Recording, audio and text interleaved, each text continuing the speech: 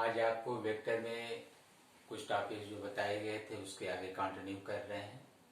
जैसा कि अभी आपको कुछ मल्टीपल चॉइस क्वेश्चन जो इम्पॉर्टेंट थे मोशन इन वन डायमेंशन में आपको मिला होगा और आप उसे सॉल्व कर रहे होंगे। तो इस तरह से वेक्टर में देखिए जो लास्ट टॉपिक हुआ था उसमें पैरेलल वेक्टर्स और उस पर आपको प्रॉब्लम बताए गए थे। पैरेलल वेक्टर या इक्वल वेक्टर्स इनके प्रॉब्लम हुए थे। फिर हमने डिस्कशन किया था पोजीशन वेक्टर का और उनके प्रॉब्लम हुए थे। तो रिजोल्यूशन ऑफ वेक्टर भी आपने रीड किया था और उस पर कुछ प्रॉब्लम सॉल्व कराए गए हैं। तो हम उसको टॉपिक को और आगे बढ़ा रहे हैं। जैसे आप पढ़ रहे थे रिजोल्यूशन ऑफ वेक्टर्स, किसी दिए हुए सदिश का वियोजन। तो हम फिर से टू वेक्टर्स को रिजॉल्व कर रहे हैं। सिंगल का आपने देखा था, डबल का भी देखा था और कुछ प्रॉब्लम आपको उसमें बताया जा रहा है। जैसे मान लीजिए हम एक वेक्टर को एक्स एक्सिस के डायरेक्शन में रखते हैं। जैसे हम लिख रहे हैं vector A along direction of x axis. अब दूसरे वेक्टर को देखिए जो किसी एंगल पर है और उसे हम बी से रिप्रेजेंट कर रहे हैं। वेक्टर बी ये वाई एक्सिस है। तो आपको टू वेक्टर्स दिए गए हैं। फर्स्ट दे रहे हैं अलॉन्ग एक्स एक्सिस और सेकंड दे रहे हैं elevation from x axis at any angle theta और वेक्टर आपको दिया गया B.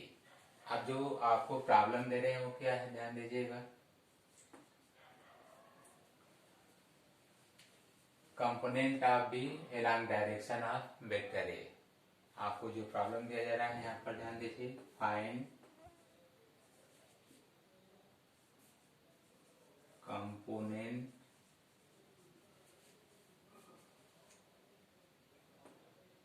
Of vector B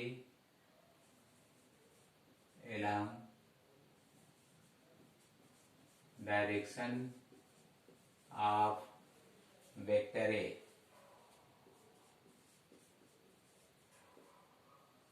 of vector A. तो इस तरह से B का परिमाण A की दिशा में, जो लिखा है क्या, B का परिमाण A की दिशा में ज्ञात कीजिए। तो जो कहा जा रहा है वो आप इस तरह से लिखेंगे कि B का परिमाण होना चाहिए। कोई प्रोजेक्शन देख लीजिए, जैसे यहाँ से परपेंडिकुलर कर दीजिए, ओरिजिन P इसको मानिए, इसको N ले लीजिए। तो B का कंपोनेंट आपको इधर प्राप्त हो गया और ये कंपोनेंट के रूप में Bx आप चाहें तो लिख सकते हैं। तो यहाँ पे देखिए find component of B along direction of vector A। तो B का कंपोनेंट इसके डायरेक्शन में क्या है, तो Bx है। ये Bx है जो A के डायरेक्शन में है। तो कंपोनेंट ऑफ B हुआ और आपसे कहा जा रहा है इनटू या अलॉन्ग कहा जा रहा है डायरेक्शन ऑफ A। तो A का डायरेक्शन आप मान लीजिए जैसे I कैप है, या थोड़ी देर के लिए हम यहाँ पर मान लेते हैं कि A कैप है ऐसे। तो डायरेक्शन ऑफ A तो आपने लिखा A कैप। तो ये आपको प्राप्त हुआ जैसा कहा गया था, component of B along direction of A। लेकिन अब जो आंसर हो सकते हैं इसके अलग अलग देख सकते हैं वो कैसे। बट आपने क्या पढ़ा है कि जो Bx लिखा जा रहा है उसको आप वेक्टर B cos थीटा के रूप में यूज कर सकते हैं। जैसा कि यहाँ से देख सकते हैं cos थीटा, तो आधार में है Bx अपान वेक्टर है B, तो Bx equal to B cos theta. तो इस तरह से आपको ये प्राप्त हो गया B cos थीटा।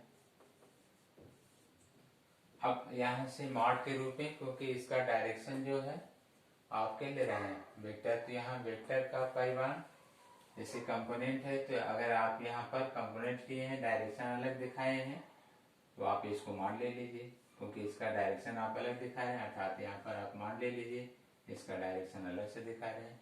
तो किसी सदिश को उसके परिमाण और दिशा से व्यक्त किया जाता है, अर्थात जो आप कंपोनेंट लेना चाहते हैं उसका ये परिमाण हो गया और ये दिशा हो गया। अब आप इसको रख दीजिए, तो यहाँ पर जैसे v cos theta into direction आपको दिया गया है एक है, तो ये आपको मिला find component of vector B along direction of vector A. तो आपने देखा, लेकिन अब इन पर जो प्रॉब्लम हो सकते हैं, कोई जरूरी नहीं कि यही लिख कर दे दे। सबसे बड़ी समस्या होती है कि जो आप मल्टीपल चॉइस क्वेश्चन का आंसर देते हैं तो जो ऑप्शन लिखा होगा उसी के अनुसार आपको सॉल्व भी करना होता है। कोई यहाँ पर न्यूमेरिकल वैल्यू नहीं है कि उसका एक फिक्स आंसर आएगा। तो हम इसको और भी ब्रेक करके समझा रहे हैं। तो यहाँ देखिए क्या हो सकता है। तो अब आप ए कैप, जैसे ये ए कैप लिखा है, ये यूनिट वेक्टर है, तो आप कह सकते हैं vector A upon modulus of vector ए, अर्थात ए कैप को अगर आप रिप्लेस करें यहाँ से तो आपको क्या प्राप्त होगा। तो देख सकते हैं यहाँ पे लिखा जा रहा है बी कॉस थीटा, आपने ध्यान दिया B cos theta, A cap को हटा रहे हैं, into vector A upon mod of A, ये आपको प्राप्त हुआ। ये सॉल्व हुआ। लेकिन अभी भी देखिए इसको और आगे सॉल्व करने के लिए कहा जा सकता है। कैसे? स्केलर प्रोडक्ट आपको बताया जाएगा, जैसे vector A dot vector B equal to आप लिखेंगे ए बी कॉस थीटा। तो यहाँ पर जो है ए बी कॉस थीटा के लिए आप कह सकते हैं कि यहाँ पर ए बी कॉस थीटा आ जाए तो आप ए डॉट बी लिख सकते हैं। तो हम यहाँ मल्टीप्लाई कर दे रहे हैं मॉड का, ताकि आपको ए बी में बी तो है, ए और चाहिए, तो यहाँ पर जो है ए से मल्टीप्लाई और डिवाइड कर दीजिए। ये भी मॉड है तो ये भी ए के इक्वल है, और ये देखिए ए बी कॉस थीटा आ जाएगा ए डॉट बी। आप ये कह सकते हैं कि ये जो आएगा ए डॉट बी है, तो ए डॉट बी इंटू, अब देखिए आपने इसको इसमें ले लिया। अब यहाँ पर ध्यान दीजिएगा कि आप इसका यूज कर लिए हैं, इसका यूज कर लिए हैं, इसका यूज कर लिए हैं, और ये स्क्वायर, चूंकि ये भी मॉड में है तो यहाँ पर मॉड ऑफ ए के ही इक्वल है, तो अपान ये हो गया ए स्क्वायर। अभी भी क्या लेफ्ट हो गया, वेक्टर ए। तो आपको ये नया आंसर प्राप्त हो गया। तो आपने देखा क्वेश्चन छोटा है लेकिन इसका अलग अलग फंक्शन है और किसी रूप में वो आपको दे सकता है। उम्मीद है क्वेश्चन आप नोट भी कर लिए होंगे कि किसी दो दिए हुए सदिशों में से एक सदिश को एक्स एक्स के अनुदिश प्रदर्शित किया गया है, दूसरे सदिश को एक्स एक्स से थीटा कोण पर प्रदर्शित किया गया है। तो सदिश बी का वियोजित घटक ए की दिशा में क्या होगी। तो जो रिजॉल्व कर रहे हैं तो यहाँ पे लिखा हुआ find component of B along direction of vector A. तो इसका आंसर आ गया A dot B into vector A upon A square. तो ऐसे क्वेश्चन थोड़ा सा स्टैंडर्ड आते भी हैं, तो उसको भी आप तैयार करेंगे। बाकी कॉमन क्वेश्चंस आपको बताया गया था किस तरह से सॉल्व करना है।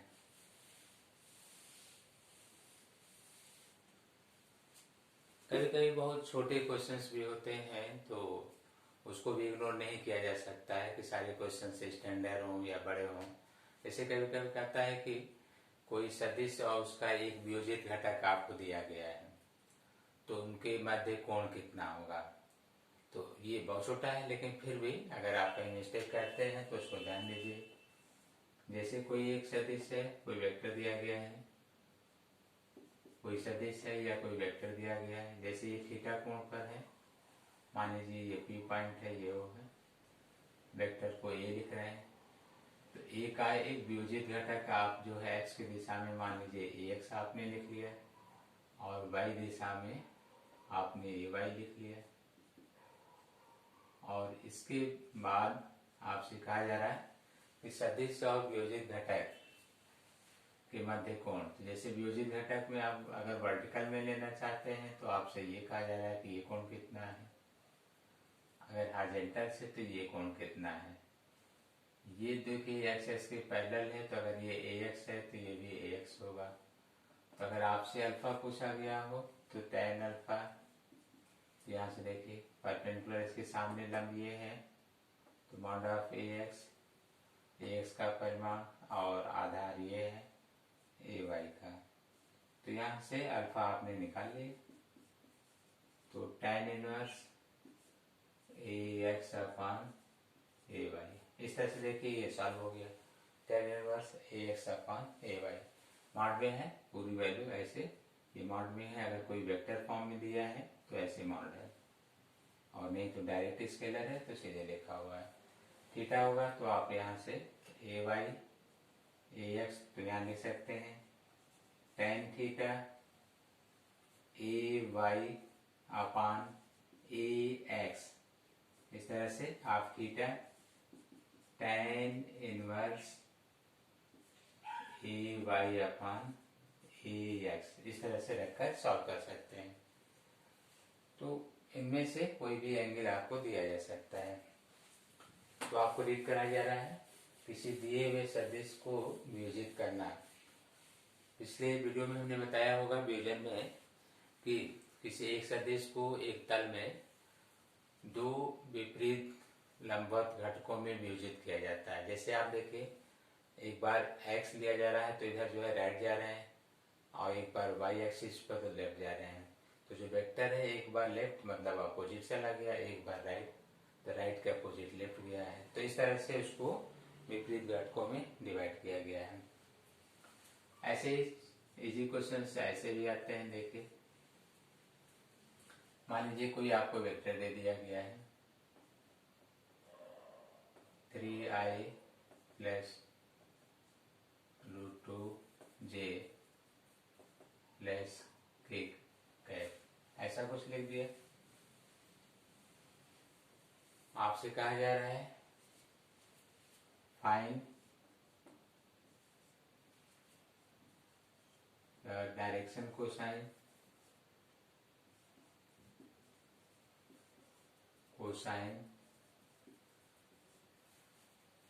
फ्रॉम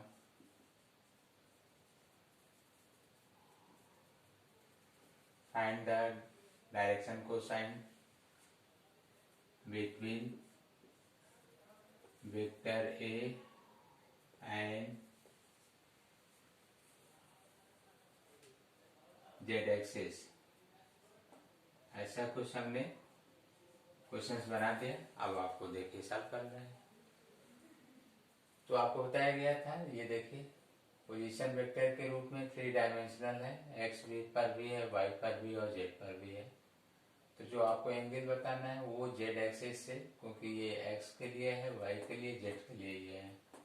तो याद होगा कोसाइन रूल आपको बताया गया था। तो कोसाइन रूल में मान लीजिए कि वो गामा है जेड और इसके बीच के लिए, तो इसका कोफिशिएंट ले लीजिए। कहा गया था कि इसका गुणांक आप प्रयोग करेंगे तो यहाँ पर 1 है, और पूरे का मॉड ले लीजिए, जैसे यहाँ पर मॉड ऑफ ए बताया गया था। तो आप 1 मॉड ऑफ ए में देखिए 3 का स्क्वायर करिए 9, √2 का स्क्वायर 2, और यहाँ पर 1 का स्क्वायर 1, तो आपको मिल गया 12। यहाँ पर जो है कॉस गामा, तो 1/12 को ऑपरेट कर दीजिए, चाहे ऐसे रहने दीजिए, इन्वर्स कर लीजिए, और यही आंसर आ गया गामा। तो कॉस इन्वर्स 1/√12।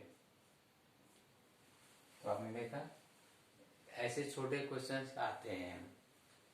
इनमें से कोई एक वेक्टर दिया है और उसमें कोसाइन रूल अप्लाई करिए और उसका किसी दिए हुए एक्सिस से डायरेक्शन बताइए। तो आप इस तरह से, आप जैसे आपको हम कहते हैं कि इसमें y एक्सिस से तो यहाँ √2 आ जाता, बाकी ये रहेगा ही। x एक्सिस से तो यहाँ 3 आ जाता, बाकी मॉड रहेगा ही रहेगा। तो ऐसे ही सॉल्व हो जाएगा।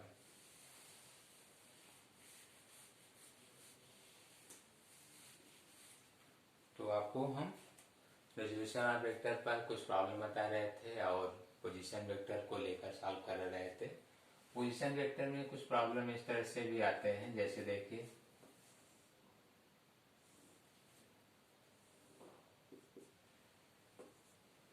यहाँ से ओरिजिन से देखिए, मान लीजिए हम किसी एक पोजीशन वेक्टर को ऐसे रिप्रेजेंट कर रहे हैं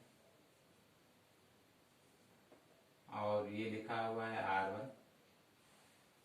फिर कोई एक और पोजीशन वेक्टर रिप्रेजेंट किया जा रहा है, मान लीजिए यहाँ पर लिखा हुआ है ये है R2, और इस पॉइंट को P से Q को ज्वाइन करिए, P to Q।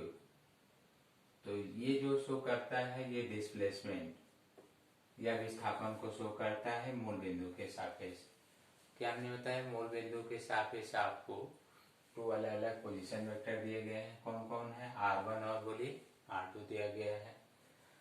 इसमें से हम पॉइंट P को Q से ज्वाइन किया, तो P से Q तक की जो पोजीशन लेंथ है वो डिस्प्लेसमेंट के रूप में या विस्थापन के रूप में दिखाया गया है।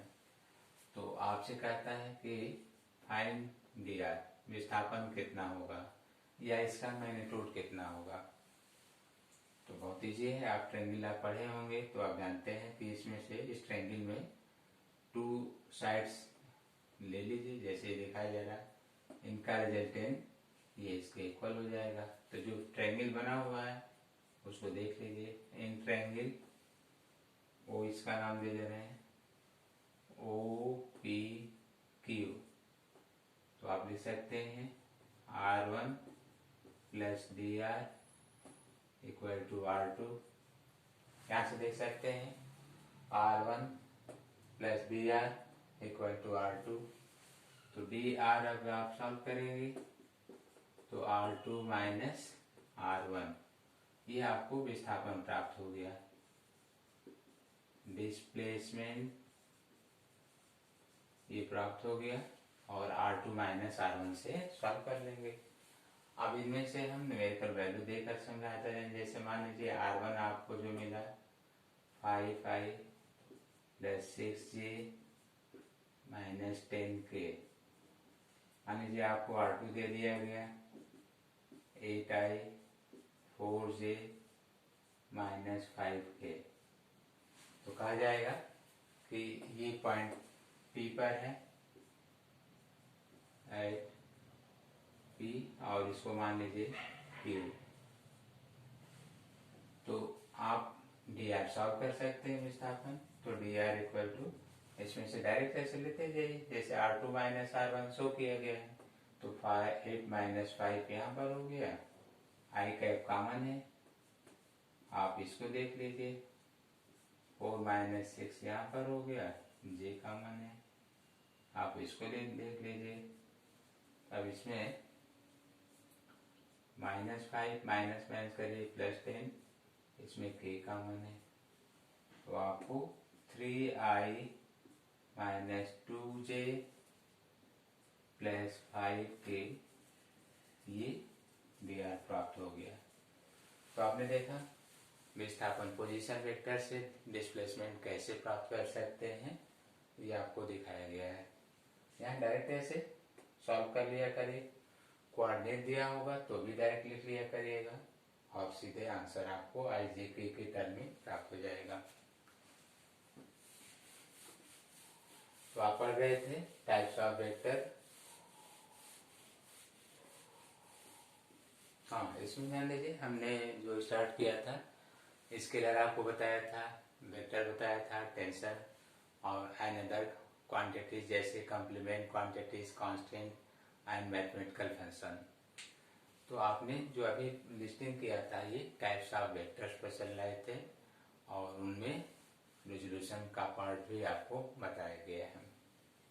तो इसके आगे जो है मैथमेटिकल प्रॉपर्टीज ऑफ वेक्टर है, जैसे आप इसको ऐड करते हैं, सब्ट्रैक्ट करते हैं, मल्टीप्लिकेशन लेते हैं, तो ये हम मैथमेटिकल रिप्रेजेंटेशन ऑफ वेक्टर को लेकर आगे समझाएंगे। तो इनसे पहले आप टेंसर पर भी आपने देखा था, टेंसर क्वांटिटी के लिए। तो इसमें आपको बताया गया था टेंसर क्वांटिटी के लिए कि टेंसर जो है डिग्री के आधार पर कभी वो स्केलर बनता है, कभी वेक्टर बनता है। जैसे हमने कहा था कि टेंसर जो है पोजीशन मैग्नीट्यूड के साथ साथ unit, direction, number, specific position, या शॉर्ट में बोले तो मैग्नीट्यूड, डायरेक्शन और specific position which passing through any external cross section or internal.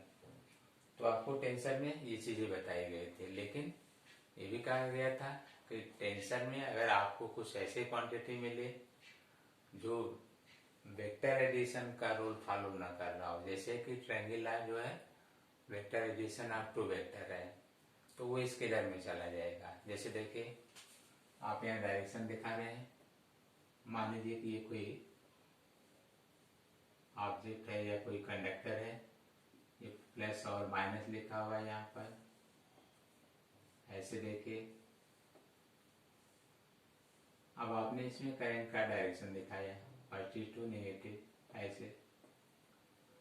तो यहाँ करंट का डायरेक्शन भी है, इसका मैग्नीट्यूड भी है, लेकिन ये कहा गया है कि वेक्टर एडिशन का फॉलो नहीं करता है। तो करंट एक ऐसा जो है टेंसर के रूप में आप दिखा रहे हैं जो वेक्टर एडिशन का फॉलो नहीं कर रहा है, अतः करंट को हम किसमें रखते हैं, स्केलर में। तो ये भी एक प्रोसेस होता है। इस तरह के टॉपिक आगे आएंगे और वो समझाया जाएगा। एडिशन ऑफ टू वेक्टर्स बहुत इजी टॉपिक है। एडिशन ऑफ टू वेक्टर्स, तो दो सदिशों को जोड़ना। तो इसमें आप फर्स्ट रूल जो आप पढ़ते हैं ट्रायंगुलर, या जो आगे आप रीड करते हैं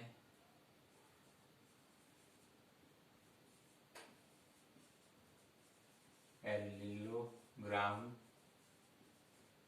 लॉ, तो ये आपको बताया जाता है इसमें ट्रायंगुलर द्वारा या पैरेललोग्राम लॉ द्वारा आपको रीड कराया जाता है।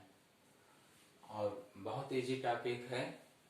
हम एक को लेकर जैसे देखिए ट्रायंगुलर, ऐसा कोई टॉपिक या पॉइंट दे रहे हैं, आप इसको देख सकते हैं। जैसे हमने कहा ट्रायंगुलर, तो ट्रायंगुलर में आप मान लीजिए कि A and B are given two vector, जैसे ए और बी तो दिए गए सदिश हैं, तो अब इनका आप सदिश योग ले रहे हैं, तो vector R equal to vector A plus vector B, इस तरह से लिखा जाएगा। तो दो दिए